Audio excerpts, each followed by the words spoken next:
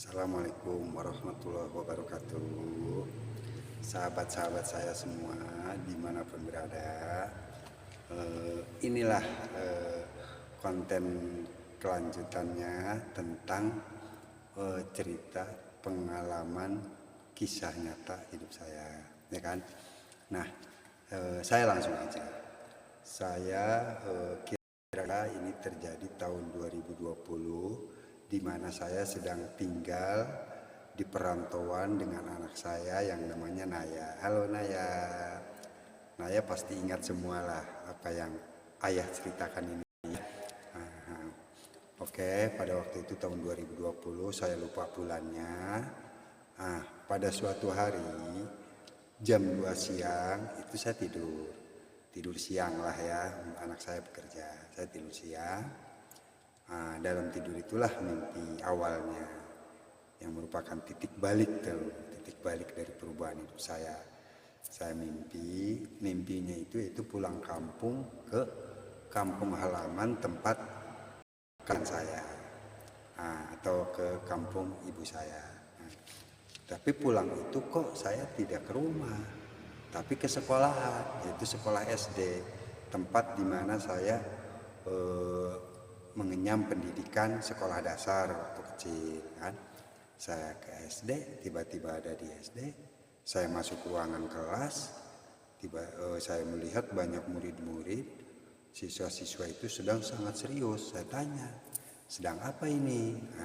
Dalam mimpi itu tidak ada yang jawab, sama sekali tidak ada yang jawab. Datanglah seorang perempuan, itu guru perempuan, ibu guru lah ya. Saya tanya, Bu, ada apa ini? Oh, ini sedang ujian katanya. Kamu ikut aja, kamu tidak terlambat. Oh iya, terima kasih Bu kalau memang saya tidak terlambat. Nah itulah mimpinya, ya kan. Saya bangun, waduh, saya kok mimpi ujian, kan seperti itu. Saya mimpi ujian. Terus malamnya tuh setelah anak saya pulang kerja, sore sekitar jam 5 itu pulang kerja, setelah suasana tenang, setelah makan segala macam, malam kira-kira jam 7 saya ngobrol sama anak Naya itu. Neng, saya bilang, ayah mimpi gini. Oh, ya udah ya kalau gitu, mudah-mudahan hal-hal yang baik yang akan terjadi, amin. Sudahlah, saya tidak begitu memikirkan, sudah cerita ya sudah.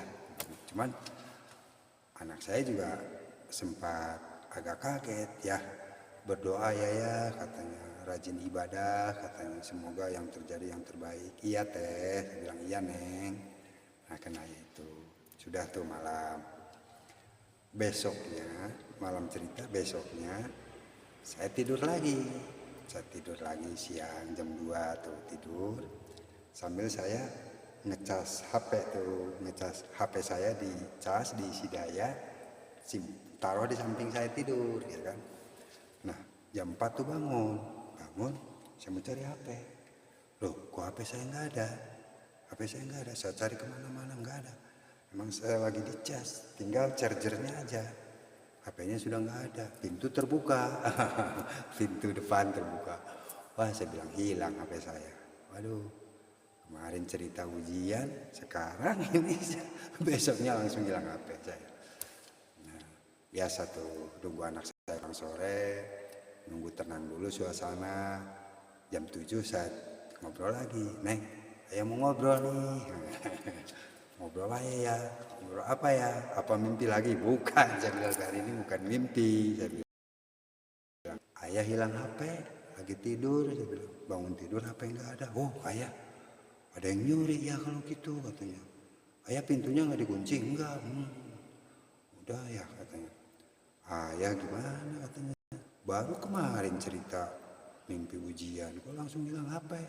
Ya udah ya nggak apa-apa, udah nggak usah dipikirin katanya. Neneng langsung beliin baru aja katanya. Kata anak saya, langsung dia pesan via online kan. Ya sudahlah, ya udah ya Neng, saya bilang, namanya juga musibah, saya bilang gitu. Ayah juga nggak pengen seperti ini, ya udah nggak apa-apa ya katanya. Ya sudah hilang HP itu. Berjalanlah biasa seperti biasa. Saya jualan juga biasa. Saya memang di situ jualan jamu. Dan sebelumnya itu jualan jamu itu enak lah, cari uang tuh enak sekali, ya kan? Ibaratnya enak gitu cari uang, lancar gitu ya. Mewah saya untuk saya sendiri, kiriman ke kampung kan, alhamdulillah lah gitu. Nah setelah HP baru saya, karena klien nggak ada, waktu itu nomornya kalau nggak salah banyak yang hilang. Saya datangin klien-klien saya, ternyata dari segi jualan juga banyak yang komplain. Nah saya jualan tuh banyak yang komplain bahwa khasiatnya, kualitasnya menurun. Karena jamu kan untuk obat ini, untuk sakit ini, ternyata khasiatnya menurun. Nah, jadi yang sudah saya jual juga saya tarik kembali, saya ganti uang. Akhirnya pada dikembalikan lah barang-barang itu, saya ganti dengan uang. Dan alhamdulillahnya itu barang di saya itu sudah numpuk tuh, saya kembalikan juga ke agennya atau ke pengecer besarnya, ternyata diganti uang juga, alhamdulillah. Ya sudah, cuma resikonya ya itu aja, saya tidak bisa jualan lagi. Nah, berjalan waktu, seiring waktu, akhirnya karena saya tidak kerja, saya pulanglah ke kampung istri, ke rumah istri, yaitu jauh juga, ke Jawa Timur. Saya pulang sambil nunggu anak saya yang Naya ini kan mau nikah, ada rencana nikah di kampung. Jadi saya pulang duluan, kira-kira tahun 2020 itu ya. Nah anak saya tuh pulang, Naya pulang ke kampung. Rasanya bahagia ya, kumpul-kumpul di kampung karena dia mau nikah. Akhirnya nikah lah. Nah setelah nikah, anak saya itu dengan suaminya pergi lagi ke kota, merantau lagi karena tugas kan. Saya di kampung kan tidak ada kerjaan. Nah, sementara mata saya juga sudah mulai gejala katarak tuh, sudah nggak jelas tuh, sudah mulai silo-silo. Akhirnya apa? Saya mencoba bertani. Sewa lahan sawah, saya coba bertani. Ternyata bertani itu gagal, malah uang yang ada habis lah gitu. Karena saya memang satu nggak biasa juga bertani kan, kaget. Kedua juga memang pada saat itu hampir seluruh wilayah Madiun itu gagal panen, banyak penyakit lah. Pokoknya gagal panen pada waktu itu kurang bagus. Pas lah saya merenung ini. Saya bilang dari mimpi ujian HP, saya bilang jualan berhenti, kok sekarang juga saya mencoba tani juga begini, apa ini rangkaian atau rentetan daripada mimpi itu. Saya terus tapi enggak, saya positif thinking aja, mungkin ini kebetulan aja lah, saya bilang memang lagi beginilah keadaannya, terus saja saya begitu. Nah terus lama kelamaan saya nganggur di kampung, mata saya juga tambah kurang jelas. Akhirnya ya namanya rumah tangga ya, terjadilah percekcokan. Karena saya juga jadi sensitif, jadi agak pemarah, saya jadi nggak sabaran. Karena bertubi-tubi lah ujian. Jadi sepandang mungkin orang lain atau termasuk mantan istri saya, ibaratnya nggak mau tahu lah keadaan. Memang itu tanggung jawab saya semuanya ibaratnya. Akhirnya istri saya tahu lah kalau saya udah mimpi ujian tuh tahu. Istri saya juga tahu lah, anak-anak saya tahu mimpi ujian. Tapi dia nggak berpikir ke sana. Pokoknya bagaimana lah keadaan katanya seperti itu. Gimana lah. Nah, kebetulan mata saya juga begitu. Modal juga habis kan.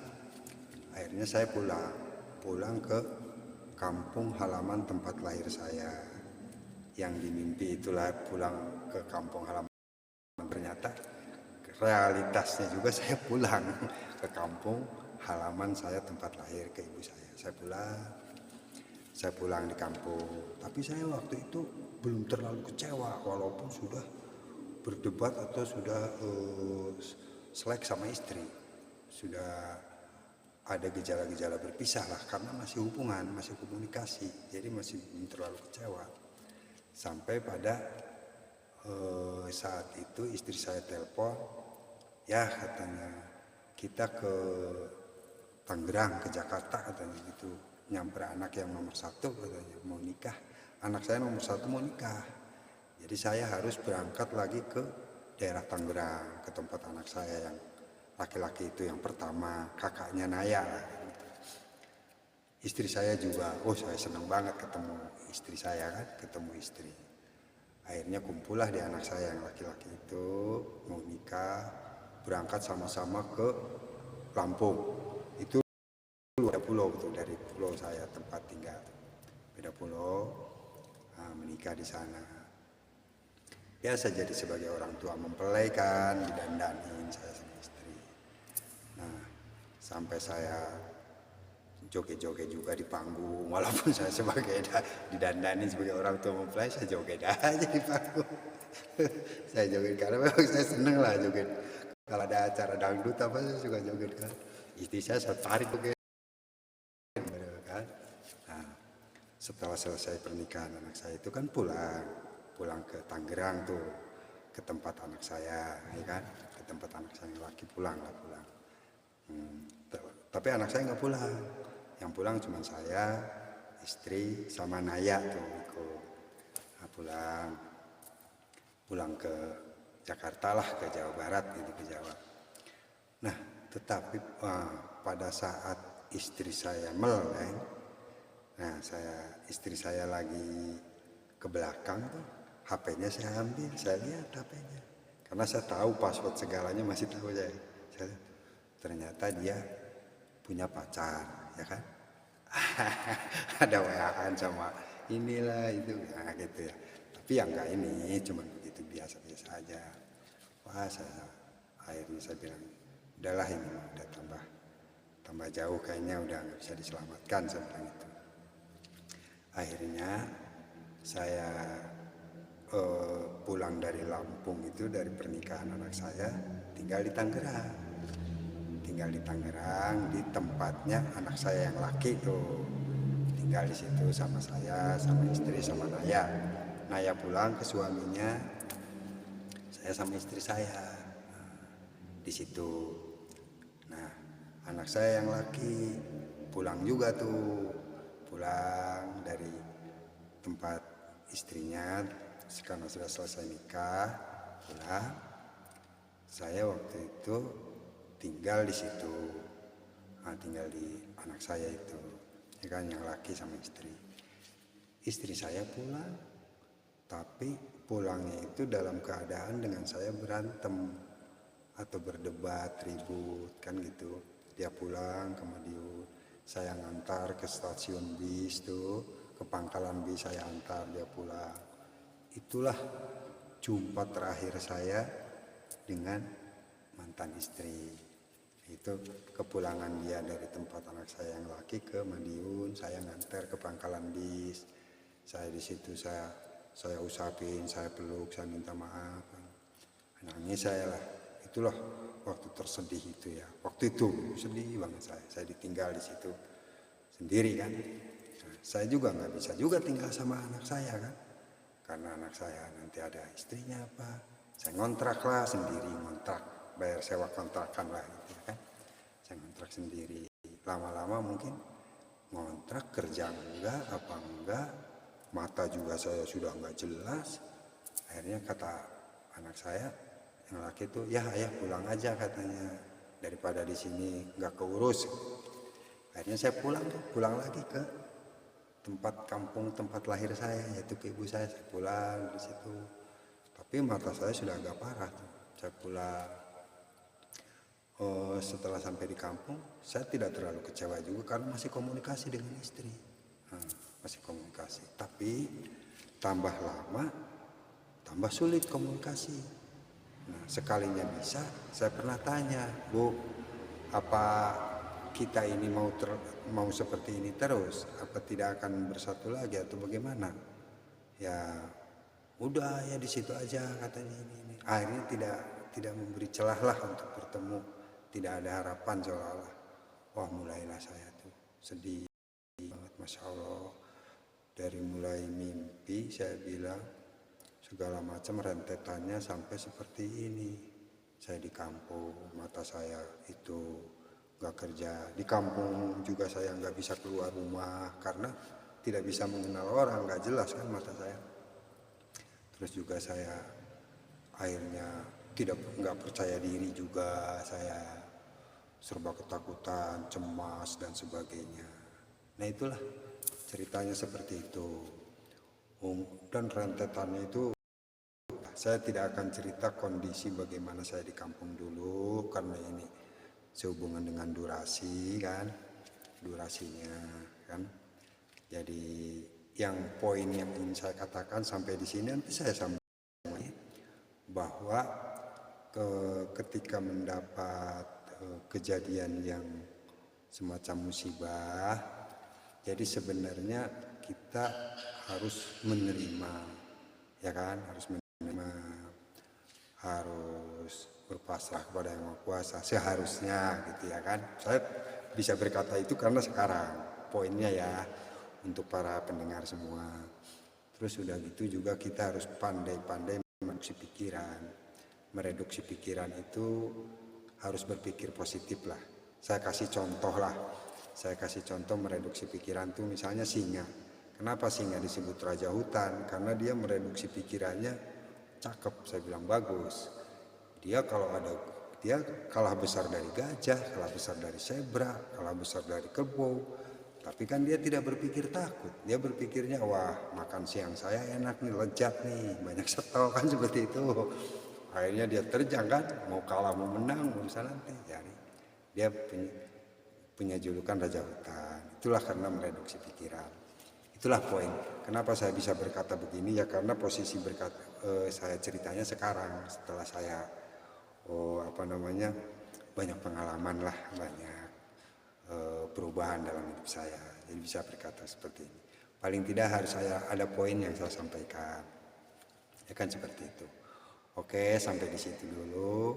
Nanti saya lanjut lagi. Ya kan, saya lanjut yang betul-betul saya di kampung seperti apa. Nah, untuk konten saat ini sampai di sini aja dulu. Saya mohon maaf juga pembicaraan saya mungkin agak belepotan ya karena memang saya bingung dalam arti penyusunannya itu bingung. Namanya saya tidak baca teks, tidak baca apa, cuma saya apa yang ingat lah kan gitu ya, apa yang ingat aja kan gitu. Tapi paling tidak ini nanti coba akan saya konsep supaya berurut lah, supaya agak rapi. Dan juga saya dalam membuat konten ini belum pengalaman juga ya kan, karena panggilan jiwa aja saya. Jadi bukan memaksakan diri tetapi mencoba intinya saya harus bisa. Yang penting tersampaikan pesan saya seperti itu ya. Oke, untuk sahabat pendengar semuanya, semoga ada hikmahnya, ada pelajarannya dari kejadian ini. Mungkin itu saja yang bisa sampaikan saat ini. Kedepannya tetap akan saya beberkan semua. Oke, wabillahi taufiq wal hidayah. Wassalamualaikum warahmatullahi wabarakatuh.